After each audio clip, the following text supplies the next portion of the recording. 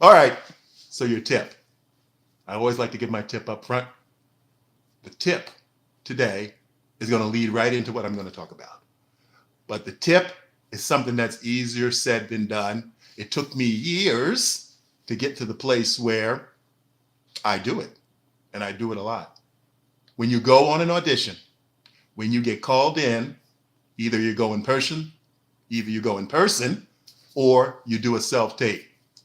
The habit to get into to help you keep your sanity and to help you keep moving forward if you're an actor or an actress. The tip is do it and forget it. Do the audition, walk out of the room, and forget about it. Move on to something else. Move on to something else that propels your career forward. The tip, do the audition and forget it. I know it's easier said than done. It took me years to get to that point where I can do that.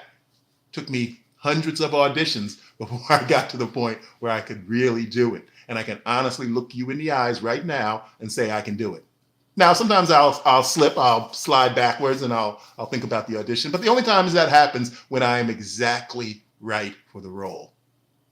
I mean exactly when they say the age, the race, the height, the temperament. Then sometimes that might pop into my mind. But 95% of the time, I can now confidently say, I do it and forget it. And if you start working on that principle, you will have a better life as an actor. It drove me crazy when I was young. Drove me crazy when I was young. I would go on an audition and I would think about it. I would second guess myself. I should have did this. I should have did that. I should have did. That's nonsense. Don't do it. Don't put yourself through that. There are endless amounts of reasons why you might get something or you might not. So that's the tip. Do it and forget it. So let's move into talking about rejection, which is a big part of the acting business. If you want to be an actor, you want to be an actress, and a lot of other entertainment-related jobs, you don't deal with it that much. You do deal with it in the normal job field. You deal with rejection, but not like actor and actress deals with it, because you're constantly going out on auditions, which are job interviews, and you're going to face rejection. You have to get used to it. I've been on the other side of the table as a director, as a producer, as a writer for many years. I've been on both sides of the table. I think I have a little advantage because being on that side of the table, the other side from the actor or the actress, I know a lot of the not big deal reasons, reasons that don't matter that much, why we choose one person over the other. It could be something as small as hair color. It could be something as small as size, weight, height, age. It could be petty, but that's this business. That's the business of show business. There could be so many reasons why you get a role or you don't get a role. Here's a little story, a quick little story. I spoke to you guys about a few weeks ago about an audition that I got a call back on, and then I ultimately booked the job. And it was a medical type product, SAG job, SAG audition. I thought it was just a commercial, but it was more of a promotional for the company. So we shot a bunch of scenes, and then we even did a photo shoot that was attached to it. But the reason I'm bringing that up is because when I met the director, this is what he told me. He said, we chose you because we liked how you handled the callback in the airport. And that's true. I was flying out of state for a little business trip, and I got the word that I had the callback. And so I knew that my flight was supposed to land and would give me about an hour before the audition. So I decided to stay in the airport and not risk it and try to get to the hotel and end up missing the audition. So I stayed and I did the audition right there in the airport. I found a quiet little spot in the corner by some vending machines and had a nice blank wall behind it. And I didn't have a tripod with me. My tripod was still in my checked luggage. So I held the camera in my hand. And unfortunately, the casting director asked me, "Are you holding your camera?" And I said, "Yes, I'm in the airport." And I knew the audition, the callback was coming. So I knew I had some time after the flight. I told her the whole story. And then she liked it. And ultimately, I found out when I got to the job, the director said, "Yes, we loved your audition. We loved oh, that's what we called you back. But then we loved your talent. But you got the job because we liked that audition you did in the airport." That kept him in my mind. And that's petty. That's small. That had nothing to do with my talent. It just was a fact of my circumstances that I was in the airport and I wanted to make sure I wasn't late for the callback. And they liked it. And it helped. So that just gives you an idea of a lot of times it's not just your talent. A lot of times it's not just the talent because of the reason they choose you. Okay, you got to have some talent. They got to like you delivering the performance. But there probably was some other guys they liked better. Or they might like just as much as me. So they had to balance. Okay, do we like this guy, this guy, this guy? You know what? I like the guy that was in the airport. That gave us a little bit of entertainment. And it was just a matter of my circumstances. It wasn't nothing I had planned out. I knew that this was the only time I could do it. And I didn't want to try to ask them to reschedule my callback. That's very unprofessional. And that puts a negative check in your box. So it worked. But again, that's the type of things that you can't control. Now, there could have been, on the other side of this audition, there could have been actors more talented than me. Obviously, there are actors more talented than me in this business. But this time, the circumstances played in my favor. I was talented. They liked what I did. They liked how I delivered the lines. And just that little thing of being stuck in the airport and making sure I was there, I was professional, I was reliable. I didn't try to lie and say I wasn't in the airport or come up with some crazy, I told the truth. And they liked that whole situation. It made me a little bit more interesting. So that's why I'm telling you at the beginning, my tip was do the audition and forget it. Once you do it and you do your best, it's out of your hands. Don't beat yourself up. I went through a lot of turmoil. I put my wife and my daughter, when I was younger and I was an actor, drug them into my turmoil. I didn't want to, but it was so important to me that I get these certain roles and, especially when there were big roles for, network shows or major roles in feature films. It was really important, obviously. But I gave it too much importance and I let it control me. I let it dominate me. I let it dictate my life.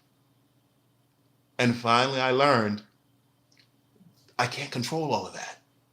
All I can control is my performance. That's all I can control. I do my best. I show them the best of me. And if they like me, they like me and they call me back. They got my number. They called me multiple times. They got my agent's number. They got my manager's number.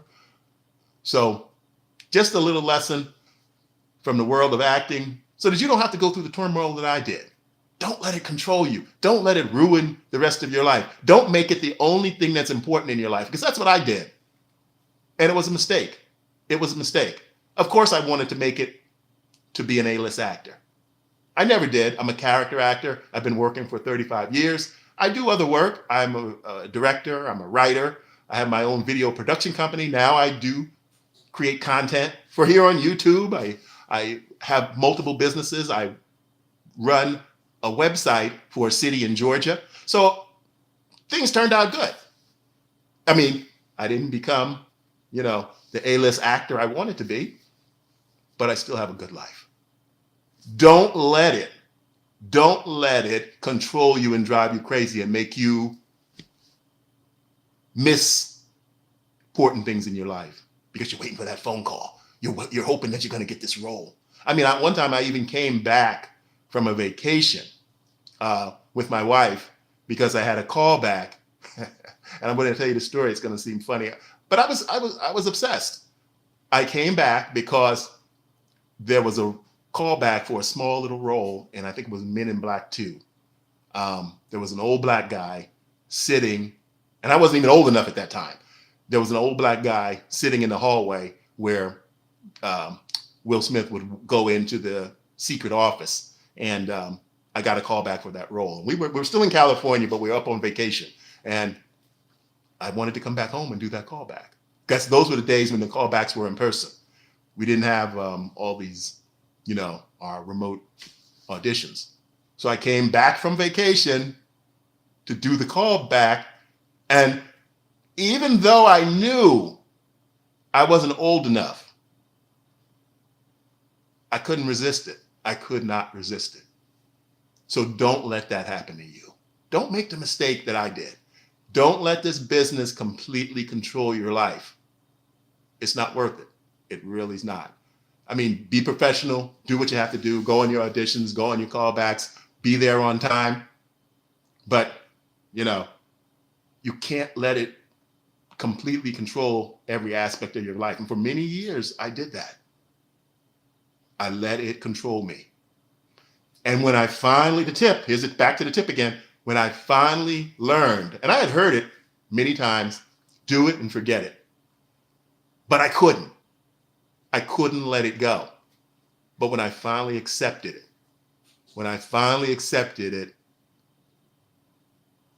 I was much more relaxed and calm, and a much more pleasant person to be around, because I wasn't driving myself and my family crazy, being obsessed with this business.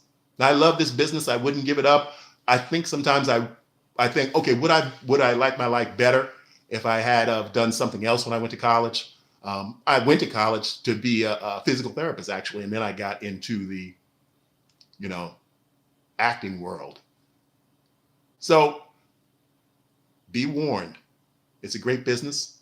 It's great if you succeed, but don't let it destroy you. Don't let it destroy you. Keep that tip in mind. I'm going to do this audition and I'm going to forget it, and I'm going to go on with the rest of my life. If I book it, great. If I don't, I'll wait for the next one. So again, I know a lot of you out there probably saying, oh yeah, it's easier said than done. It's easier said than done. Yeah, it is easier said than done. That's why it took me years to get to the point where I can tell you what I'm doing right now. I just did some auditions a couple days ago. And the only reason I'm thinking about them now is because I'm talking to you about this. And then they're starting to creep in my mind. Like, I wonder if they're going to call me. I wonder if they're going to. And I just push it out. It's going to always come back. It's going to always get you. It's going to always try to get back in.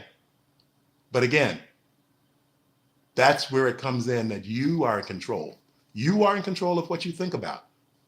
I did another video the other day, and people are starting to watch it. I want to do more on that, because that's something else that is important, that really helped me once I came to the realization that, yes, the negative thoughts and the obsessive thoughts about, did I book this? Should I have done this? Should I have done that? Should I have tried this? Should I have said this that way? Should I have said this way? Oh, I screwed.